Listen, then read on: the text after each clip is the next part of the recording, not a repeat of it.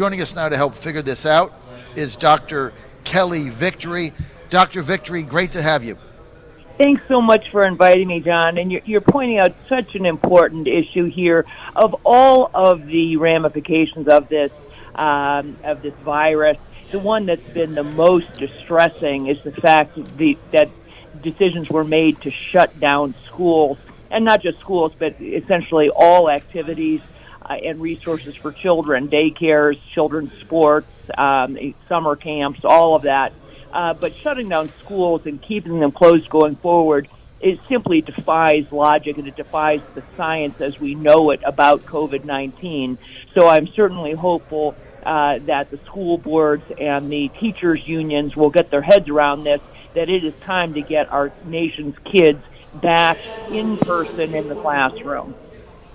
You're on the John Fredericks Radio Network with Dr. Kelly Victory. She's an MD. She's a board-certified trauma and emergency specialist with over 15 years of clinical experience. But here's the problem, Dr. Victory. Your message is not getting out. We got 1,500 doctors sign the petition. We've got the Association of Pediatricians and others calling for kids to get back to school. But it's falling on deaf ears. School board after school board after school board around America is not opening up schools in the fall. They're doing online learning or distance learning, whatever you want to call it. Basically, it's no learning. So although you've got all these doctors behind it, you've got no evidence or science to shut the schools down. They're being shut down anyway. Why? Well, essentially, it's become incredibly politicized, which is a tragedy. And unfortunately, we've seen everybody from local school boards to teachers' unions to the governors of multiple states really pushing to keep this thing shut down.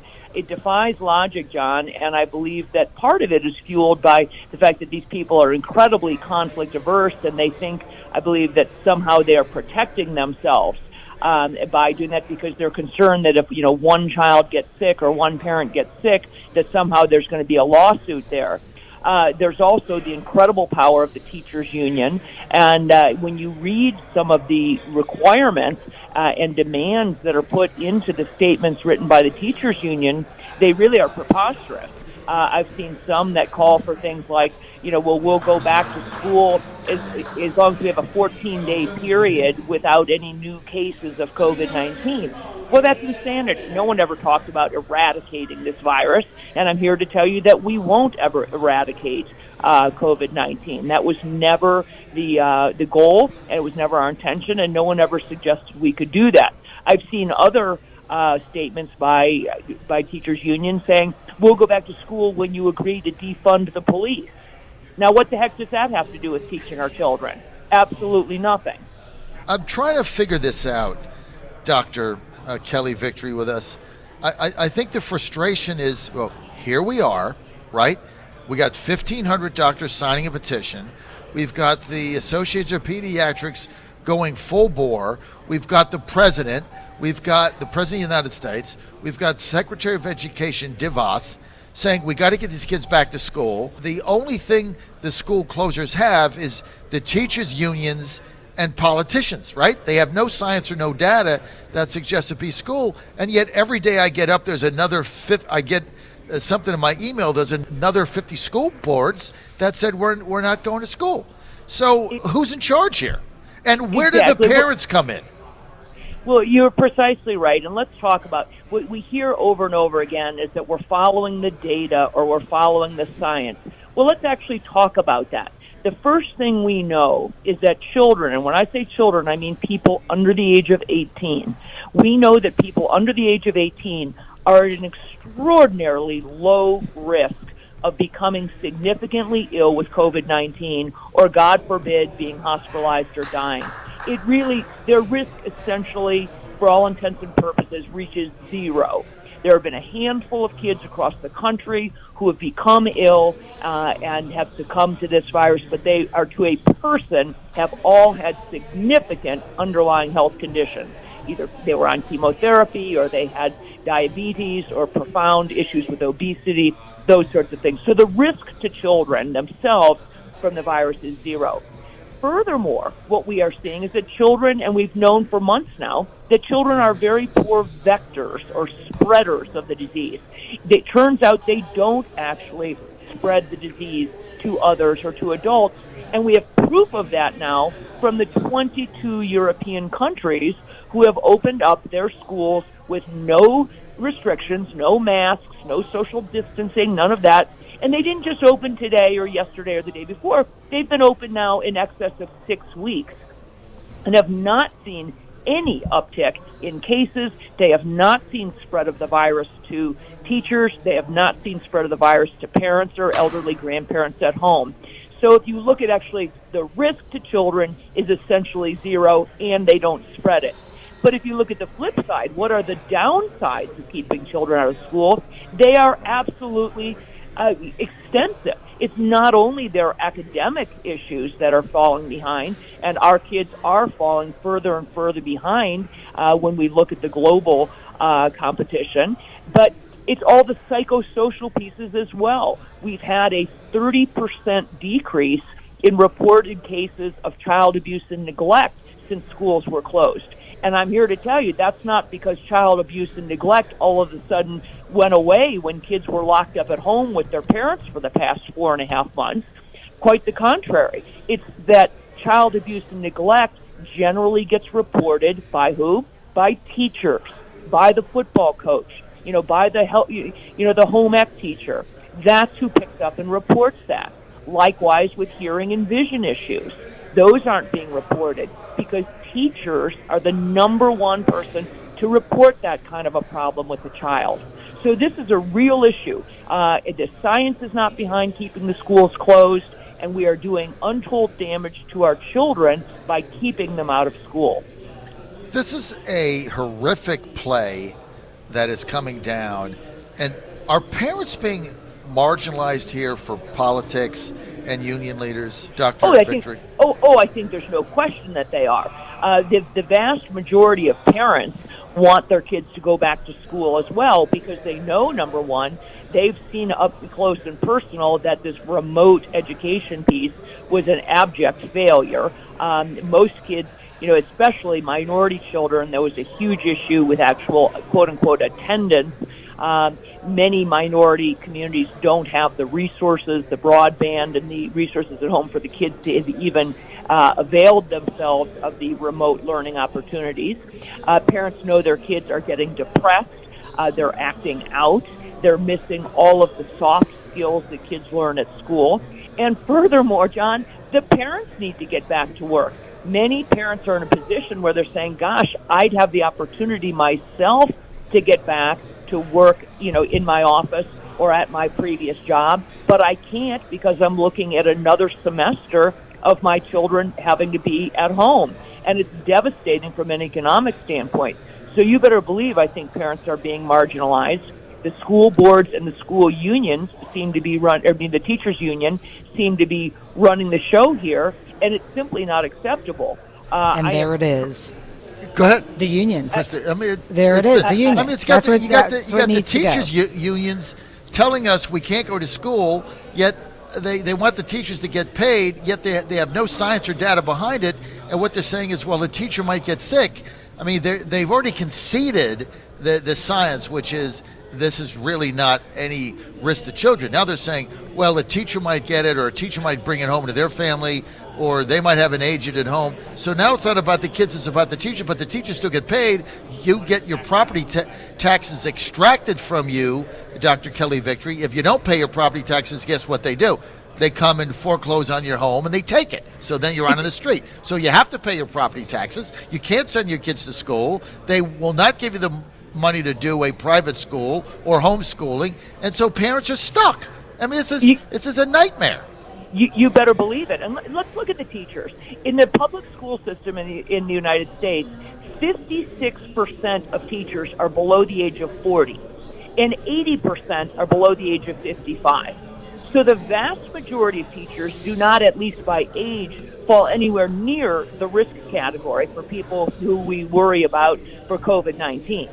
It's so that I would submit to you, if you happen to be a teacher who falls into a high-risk category, if I were a teacher who's 70 years old and morbidly obese and had diabetes, I might make a decision that I didn't feel comfortable going back into the classroom, right, or that I needed to take precautions for myself.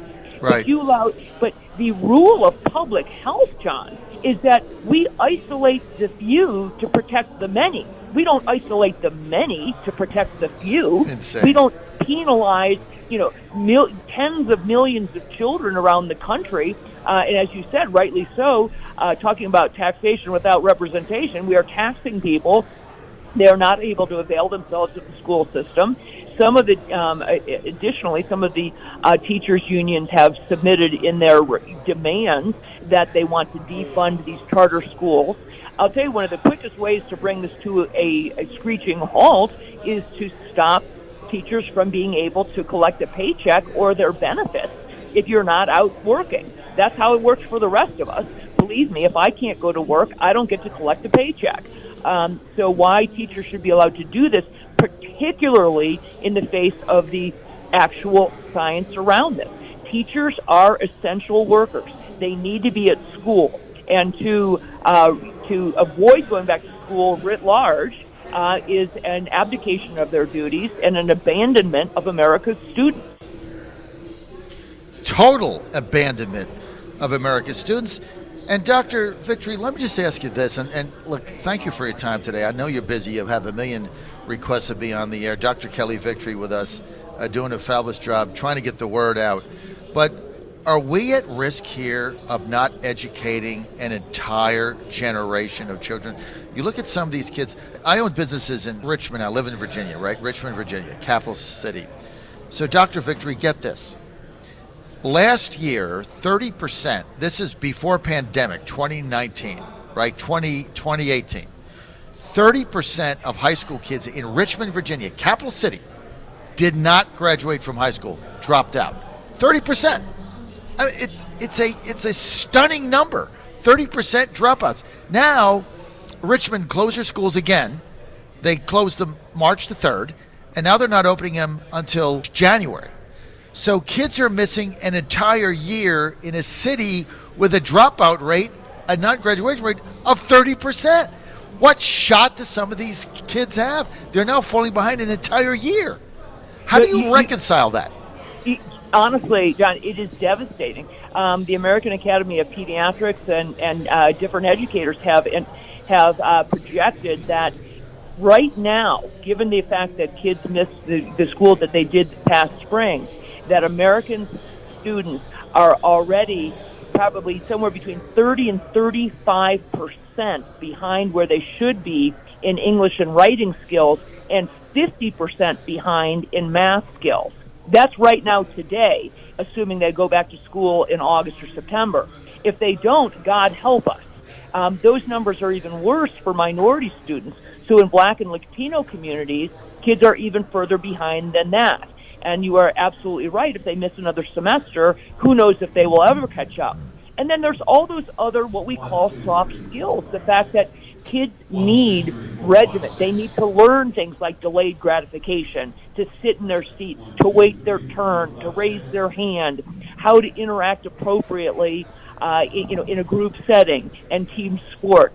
The support that kids get that they aren't receiving at home. For many kids, school lunch is the single most nutritious meal they get in the day. So the trickle down, the number of things that are impacted by children being home from school, not attending in person, is really just innumerable. And the idea that we will somehow catch up when they finally do go back, I simply think it won't happen. We're seeing the reports of children's suicidal ideation and reports of depression have skyrocketed over the past month. We're seeing requests for pediatric prescriptions for antidepressants in children under the age of 12. Unbelievable. We've never seen that before. Unbelievable, Kelly. It's stunning. That statistic, one in and of itself, we're with Dr. Kelly Victory. She's an MD, board-certified trauma and emergency specialist. She's an expert in disaster preparedness, She's been a guest lecturer at Harvard Business School Healthcare Conference. She's a member of the Leadership Council at Harvard School of Public Health, and she is a trauma and emergency specialist, president of Victory Health. But Dr. Victory, I mean, that what you just said, the number of children under 12 years old being prescribed now with mood-altering drugs to help from depression because they're staying home. Don't these teachers' unions don't they get this information? Do they just not give a crap? Well, I think they are seeing this as an opportunity, John, to gain huge ground on other issues. As I said, I've had the opportunity to look at some of the demands put through by teachers' unions around the country, and they include things like defunding charter schools, defunding the police, and then it's simply nonsensical demands with regard to the virus itself, like the idea, as I said, that we'll go back once we have a 14-day documented period of no new cases. Well, I can't imagine where that. I mean, that could be 20 years. That could be a decade, right? Of course. No one knows where this thing is going. Well, especially when you put that guideline out and then you increase the testing. I mean, you increase the testing. I mean, that would be like saying we're going to shut schools down until we get rid of the common cold. I mean, you would never have school again. Teachers get sick all the time from kids. It's insane. Right. It's precisely the same thing. It's another coronavirus. We aren't going to eradicate this one any more than we've eradicated any other coronavirus. We've only eradicated a handful of viruses in the history of medical science, smallpox being one. We certainly aren't going to eradicate this one. We are testing, as you pointed out, hand over fist, which is really, I believe, part of the problem here. It's the first time in my lifetime, and that I can tell historically, that we have ever mass tested people who are asymptomatic. It would be, the idea that we go in and we call it an outbreak, or we say, oh, there's an increase in cases over here, or there's an uptick over there, or we're having an outbreak. We're not having an outbreak. These people largely have zero symptoms. We simply are doing mass testing. And that's fine if you want to use the mass testing to get an idea of the denominator, meaning, how many people in this country actually have been exposed, so that we can do a better job of calculating the true exposure rate and the true mortality rate. But if you go on, as they have all across the country, using those numbers instead to determine public policy and public health policies, it's insane. It would be as if, you, John, said, oh, I'm feeling great today. I have no symptoms. I'm on my way to the gym, but I thought I'd swing on by my doctor's office to get a test for strep throat. The doctor would look at you like you were insane. They say, why am I testing you for something for which you have zero symptoms? Or, I feel great and nothing's bothering me, but I just would like a chest x-ray to see if I might have pneumonia. Yeah. I mean, but see, you can do that. You can do that now. My wife right now is with my 16-year-old in Florida playing in a baseball tournament, right? And so she went into CVS to buy something, water or something, and she can go. She said, "I can go into CVS and I can get a free test. I don't even live in Florida. I can just go there, walk in Walgreens, and get a free test." And then the test comes back, and you go back the following day, and they get your address, your phone number. And she's like, I didn't get a test because I have no symptoms. Maybe I'm asymptomatic. I think I had it. Maybe I did. Who knows? But it's crazy, right? So you go and you get tested, you have no symptoms. Right, which we've never done. For example, I could tell you, maybe every year, if we started randomly testing everyone for influenza, maybe we'd find out that we actually are having a pandemic, quote unquote, every year of influenza. I don't know. We might be having pandemics of all kinds of things if we started just randomly testing everything. Your analogy is the very thing that needs to be put out on the mass media over and over again. That is perfect. That is perfect about just how nutty this is. It is. Well, because, as I said, it's one thing if we are talking about saying we want to know, we want to get our arms around the idea of how much this thing has spread, who all's been exposed, are we, getting close to perhaps developing herd immunity? But they can't gather the data. But they can't gather that data because of HIPAA the whole law. thing is so ridiculous. It's crazy. Dr. Kelly Victory, thanks for being with us. Great segment.